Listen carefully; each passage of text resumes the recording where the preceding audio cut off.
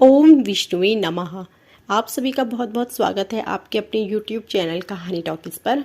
आज मैं आपके समक्ष वैशाख मास महात्म्य में कथा 4 प्रस्तुत करूंगी। इससे पूर्व की कथाएं हमारे चैनल पर अपलोड की गई हैं, आप हमारे चैनल पर जाकर जरूर सुनें। तो आइए कथा आरंभ करते हैं। वैशाख मास में स्नान, तर्पण और श्री माधव पूजन की विधि एवं महिमा का वर्णन। अम्बरीश ने पूछा, हे मुनि, वैशाख मास के व्रत का क्या विधान है? इसमें किस तपस्या का अनुष्ठान करना पड़ता है? क्या दान होता है? कैसे स्नान किया जाता है? और किस प्रकार भगवान केशव की पूजा की जाती है? आप श्री हरि के प्रिय भक्त तथा सर्वज्ञ हैं, अतः कृपा करके मुझे ये सब बताइए। नारद जी ने कहा, साधु श्रेष्ठ सुनो, वैशाख मास में जब सूर्य मेष राशि पर चले जाए तो किसी बड़ी नदी में, तीर्थ रूप तीर्थ में, नदी में, सरोवर में, झरने में, देवकुंड में, स्वतः प्राप्त हुए किसी भी जलाशय में, बावड़ी में अथवा कुएं आदि पर जाकर नियम पूर्वक भगवान श्री विष्णु का स्मरण करते हुए स्नान करना चाहिए। मधुसूदन माधव, वैशाख मास आपको विशेष प्रिय है, इसलिए इसमें प्रातः स्नान करने से आप शास्त्रोक्त फल के देने वाले हो और मेरे पापों का नाश कर दें। इस प्रकार कहकर मौन भाव से उस तीर्थ के किनारे अपने दोनों पैर धो लें, फिर भगवान नारायण का स्मरण करते हुए विधि पूर्वक स्नान करें। स्नान की विधि इस प्रकार है।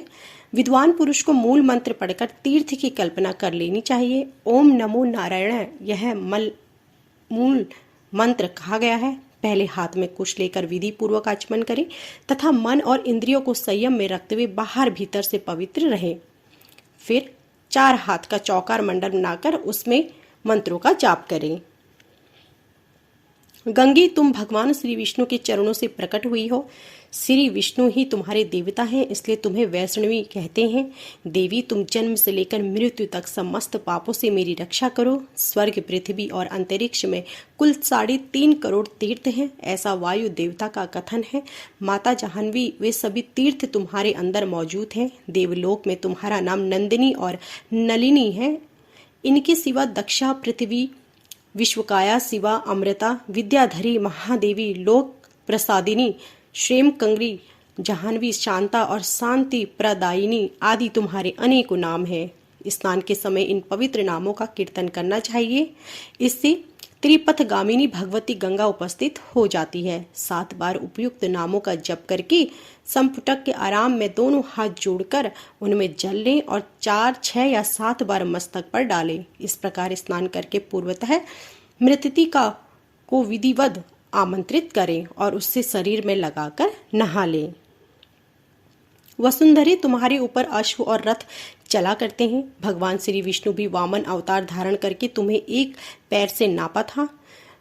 मृत्यु के मैंने जो बुरे कर्म किए हो, मेरे उन सब पापों को तुम हर लो। देवी, सैकड़ों भुजाओं वाले भगवान श्री विष्णु ने वराह का रूप धारण करके तुम्हें जल से बाहर निकाला था।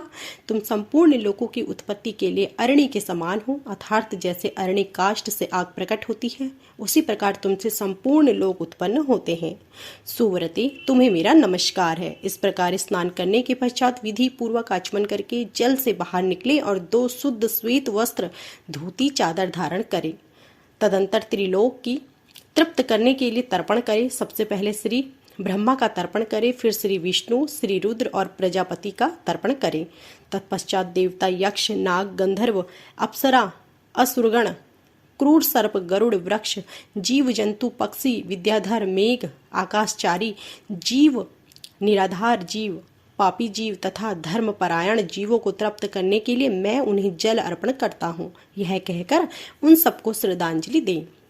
देवताओं का तर्पण करते समय यज्ञोपवीत को बाएं कंधे पर डाल लें। तत्पश्चात उसे गले में माला की भांति कर लें और दिव्य मनुष्यों, ऋषि पुत्रों तथा ऋषियों का भक्ति पूर्वक तर्पण करें। सनक, सनंदन, सनातन और सनत कुमार ये दिव्य मनुष्य हैं। कपिल, आशुरी, बोधु तथा पंचसिख ये प्रधान ऋषि पुत्र हैं।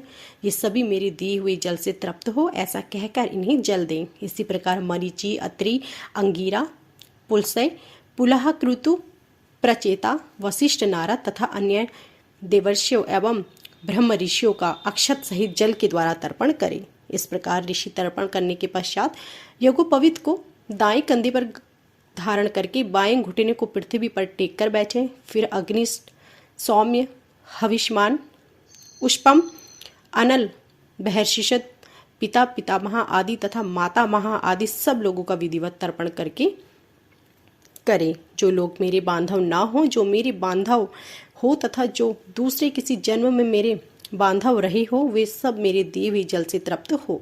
उनके सिवा और भी कोई प्राणी मुझसे जल की अभिलाषा रखते हो, वे भी तृप्ति लाभ करें। यह कहकर उनकी तृप्ति के उद्देश्य से जल गिराना चाहिए। तत्पश्चात विधि पूर्वक आचमन करके अपने आगे कमल की आकृति बनवाएं और सूर्य देव के नामों का उच्चारण करते हुए अक्षत, फूल, लाल चंदन और जल के द्वारा उन्हें यत्न पूर्वक अर्घ्य दें। भगवान सूर्य, आप विश्व रूप और ब्रह्मा स्वरूप हैं। इन दोनों रूपों में आपको नमस्कार है। आप सहस्त्रों किरणों से सुशोभित और सबसे तेज रूप हैं। आपको सदा नमस्कार है। भक्त वत्सल रुद्र रूपधारी आप परमेश्वर को बारंबार नमस्कार है। कुंडल और अंगद आदि आभूषणों से विभूषित पद्मनाभ आपको नमस्कार है। भगवान, आप सोए हुए संपूर्ण लोगों को जगाने वाले हैं। आपको मेरा प्रणाम है। आप सदा सबके पाप पुण्यों को देखा करते हैं। सत्यदेव, आपको नमस्कार है। भास्कर, मुझ पर प्रसन्न हो। दिवाकर, आपको नमस्कार है। प्रभाकर, आपको मेरा नमस्कार है। इस प्रकार सूर्य देव को नमस्कार करके 7 बार उनकी प्रदक्षिणा करें। फिर द्विज, गौ और स्वर्ण का स्पर्श करके अपने घर में जाएं। वहां आश्रमवासी अतिथियों का सत्कार तथा भगवान की प्रतिमा का पूजन करें।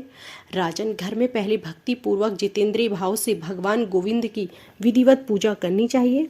वैशाख के महीने में जो श्री मधुसूदन का पूजन करता है, उसके द्वारा पूरे 1 वर्ष तक श्री माधव की पूजा संपन्न हो जाती है।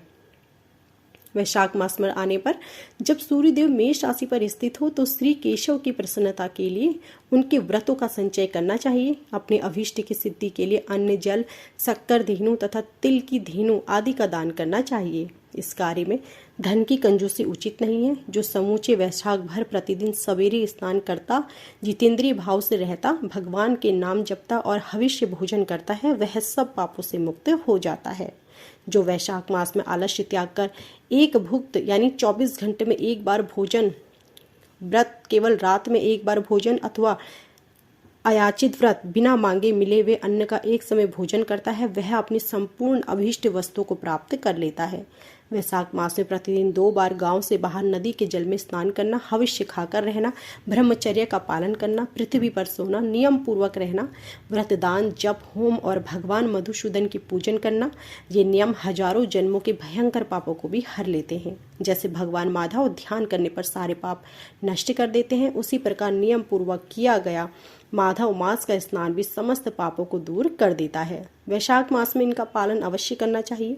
वैशाख में तेल, जल, स्वर्ण, अन्न, शक्कर, वस्त्र, गौ, जूता, छाता, कमल या शंख तथा घड़े, इन वस्तुओं का ब्राह्मणों को दान करें।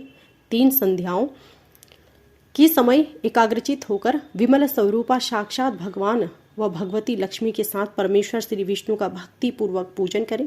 सामायिक फूलों और फलों से भक्ति पूर्वक श्री हरि पूजन करने के पश्चात यथाशक्ति ब्राह्मणों की भी पूजा करनी चाहिए। पापखंडियों से वार्तालाप नहीं करना चाहिए। जो फूलों द्वारा विधिवत अर्चन करे, श्री मधुसूदन की आराधना करता है, वह सब पापों से मुक्त हो जाता है।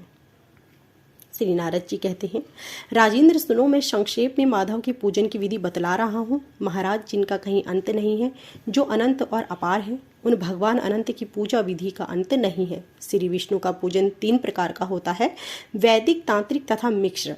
तीनों के ही बताए हुए विधान से श्री हरि का पूजन करना चाहिए। वैदिक और मिश्र पूजन की विधि ब्राह्मण आदि 3 वर्णों के लिए बताई गई है, किंतु तांत्रिक पूजा विष्णु भक्त शूद्र के लिए विविहित है। साधक पुरुष को उचित है कि शास्त्रोक्त विधि का ज्ञान प्राप्त करके एकाग्रचित होकर ब्रह्मचर्य का पालन करते हुए श्री विष्णु का विधिवत पूजन करे। भगवान की प्रतिमा 8 प्रकार की मानी गई है, शिलामयी, धातुमयी, लोहे की बनी हुई, लीपने योग्य मिट्टी की बनी हुई, चित्रमयी, बालू की बनाई हुई तथा मनोमयी तथा मणिमयी। इन प्रतिमाओं की प्रतिष्ठा 2 प्रकार की होती है, एक चल प्रतिष्ठा और दूसरी अचल प्रतिष्ठा।